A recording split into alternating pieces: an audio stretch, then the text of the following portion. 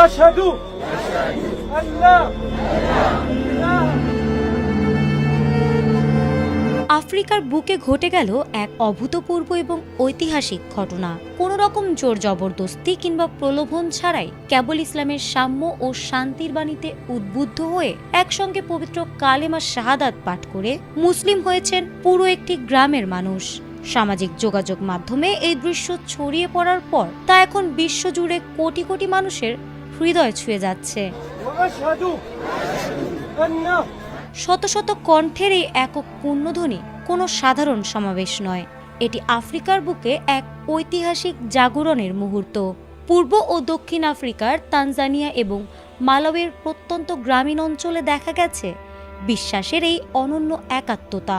স্থানীয় ইসলাম প্রচারকদের কোনো জাঁকজমকপূর্ণ আয়োজন ছাড়াই কেবল ইসলামের ভ্রাতৃত্ববোধের আদর্শ দেখে মুগ্ধ হন এই সরল মানুষগুলো, যার চূড়ান্ত পরিণতিতে গ্রামের প্রধান থেকে শুরু করে সবাই এক সারিতে দাঁড়িয়ে নিজেদের পূর্ণ বিশ্বাস ত্যাগ করে সামিল হন ইসলামের সুশীতল ছায়াতলে।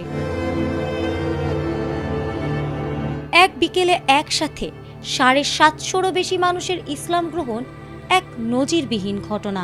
ভাইরাল ভিডিওতে দেখা যায় নতুন মুসলিমদের আনন্দ অশ্রু এবং একে অপরকে জড়িয়ে ধরার দৃশ্য। ইসলাম গ্রহণের পরপরই ঘটে আর এক ঐতিহাসিক দৃশ্য। গ্রামের মানুষ তাদের নিজেদের হাতে তৈরি করা বছরের পর বছর পুজো করে আসা সব দেবদেবীর মূর্তি ও পূজার স্থানগুলো নিজ হাতে ভেঙে গুঁড়িয়ে দেন। তারা বেছে নেন এক আল্লাহর ইবাদত। বিশ্বাসের এই অবিশ্বাস্য পরিবর্তন ক্যামেরাবন্দী হতেই তা ছড়িয়ে পড়ে নেট দুনিয়ায়। বিভিন্ন আন্তর্জাতিক মাধ্যমে ভিডিওটি আপলোড হওয়ার পরপরই তা নেট দুনিয়ায় ব্যাপক আলোড়ন সৃষ্টি করে। ইউটিউব ও ফেসবুকে কোটি কোটি ভিউয়ার্স এই দৃশ্য দেখে এটিকে এই শতাব্দীর অন্যতম বড় একটি আধ্যাত্মিক ঘটনা হিসেবে আখ্যা দিচ্ছেন। তবে শুধু কালেমা পড়েই দায়িত্ব শেষ করেননি প্রচারকরা। ইসলাম গ্রহণের পরদিনই মালাউইর ওই অঞ্চলের নতুন মুসলিমদের জন্য শুরু হয়েছে প্রাথমিক ইসলামী শিক্ষা, অজু ও নামাজের হাতে কলমে প্রশিক্ষণ। তৈরি করা হচ্ছে অস্থায়ী ইবাদতখানাও।